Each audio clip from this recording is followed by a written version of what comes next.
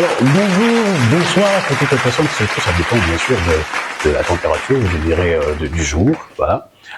Chers téléspectateurs, je l'ai dit, nous sommes en présence de quelqu'un de particulier, quelqu'un d'exceptionnel, bien sûr, qui a répondu favorablement à l'appel de Signature Communication, et c'est un honneur pour nous de l'avoir sur ce plateau.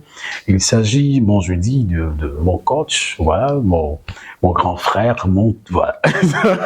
Alors, je prendrai quand même la peine de présenter cette personne avec quand même beaucoup de casquettes, hein.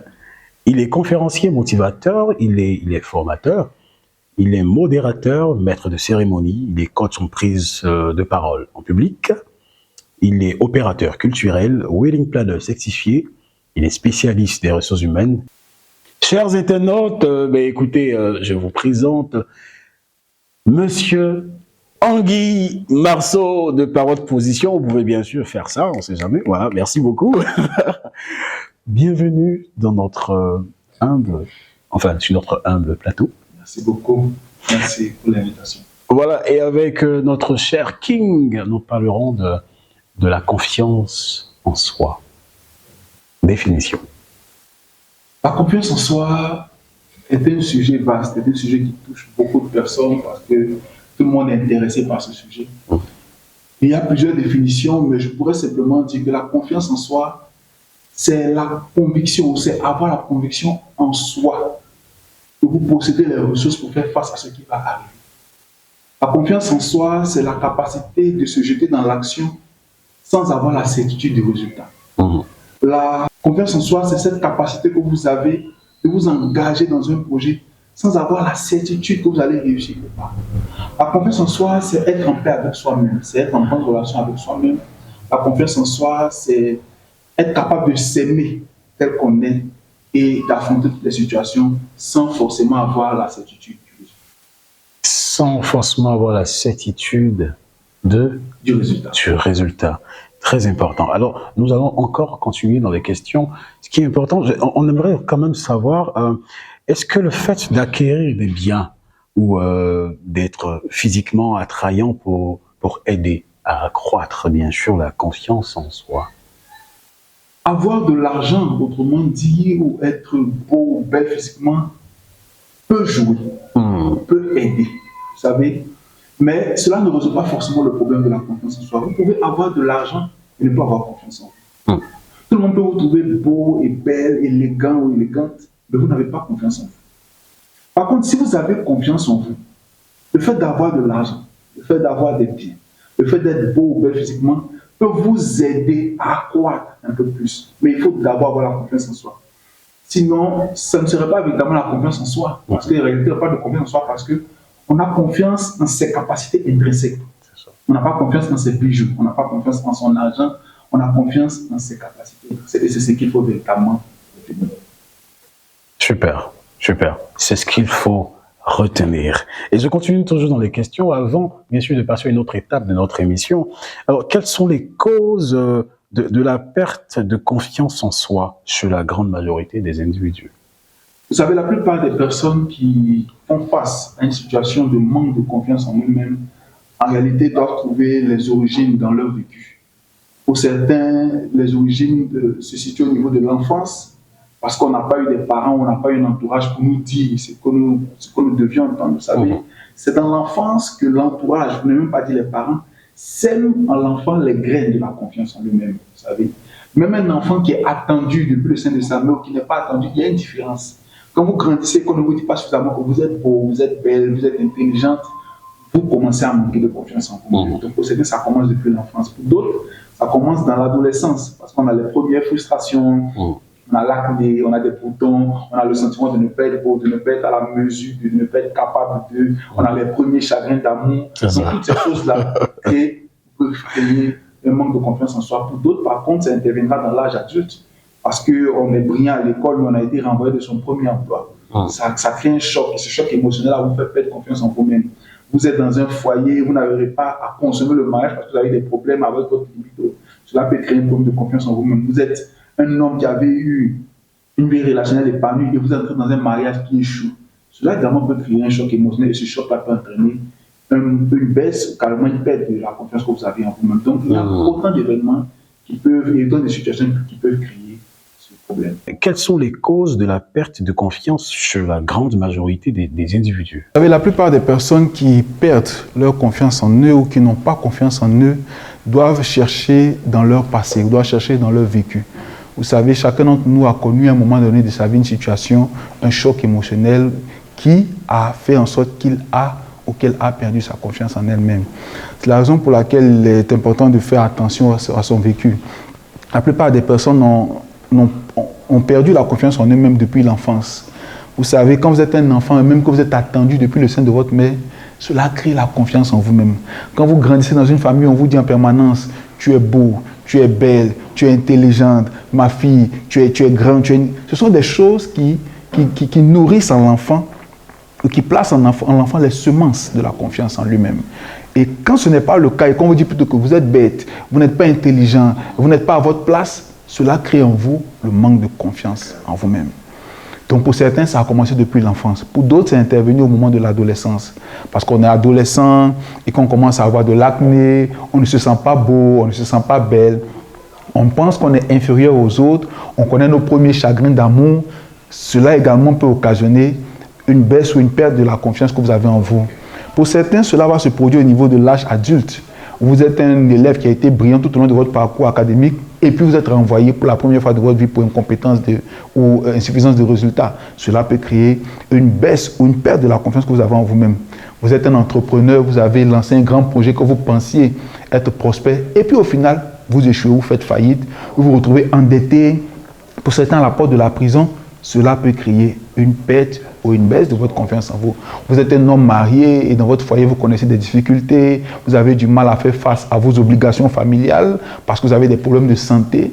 Cela également peut entraîner une baisse ou une perte de la confiance que vous avez en vous-même. Donc, dans les grandes étapes de la vie, il y a des situations qui nous arrivent en tant qu'individus qui peuvent nous faire perdre la confiance que nous avons en nous-mêmes.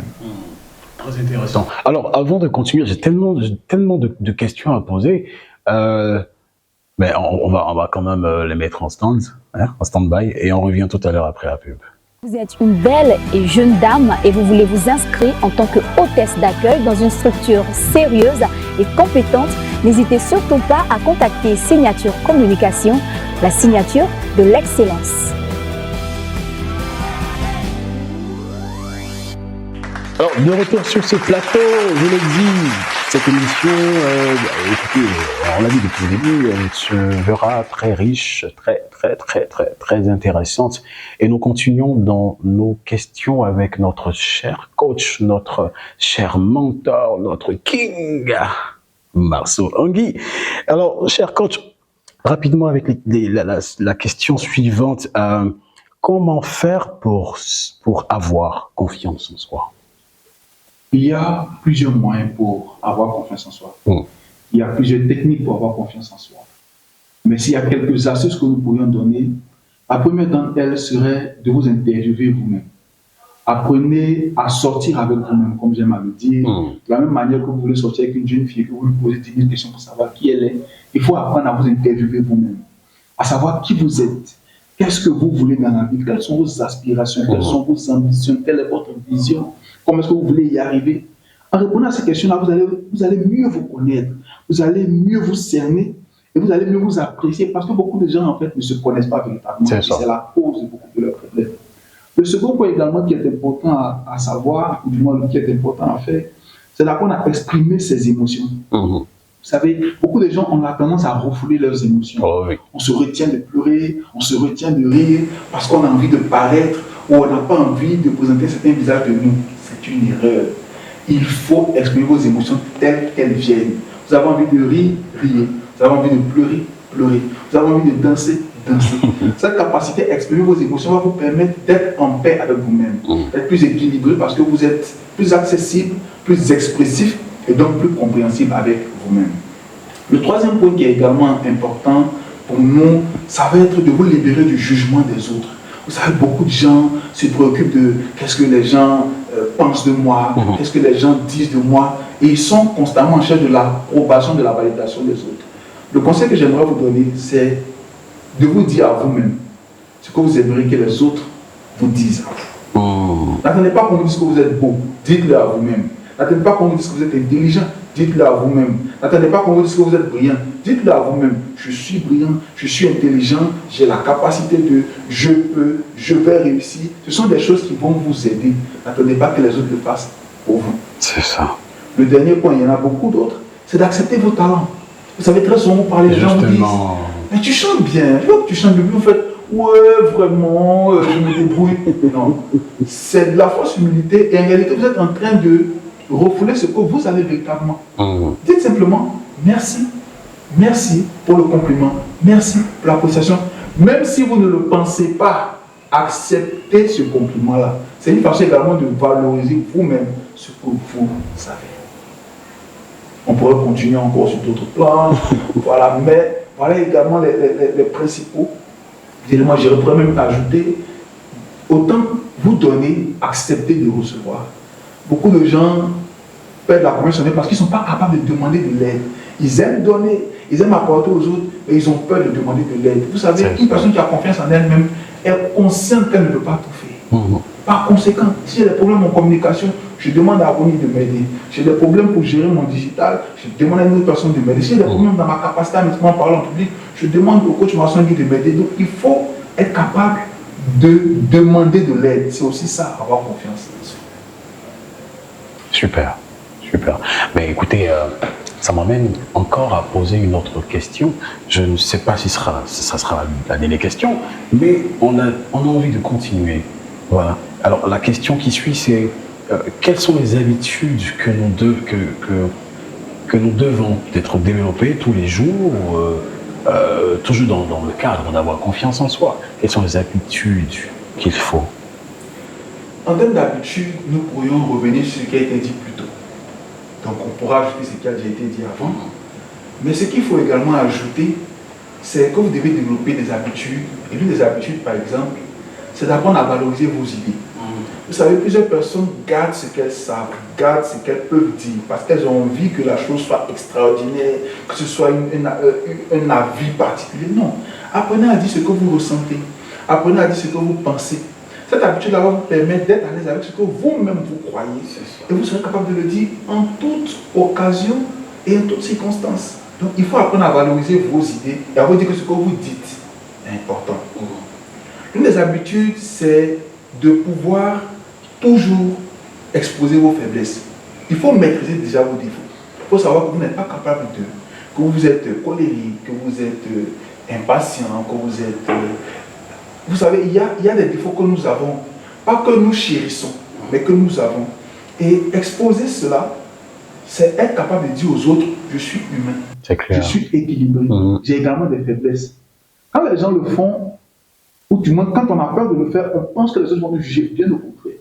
Vous vous rendez plus sociable, vous vous rendez plus attachant aux personnes qui vous écoutent. Et donc forcément, elles ont envie de s'approcher de vous, ce qui est un avantage. Donc il faut apprendre, il faut connaître ses faiblesses.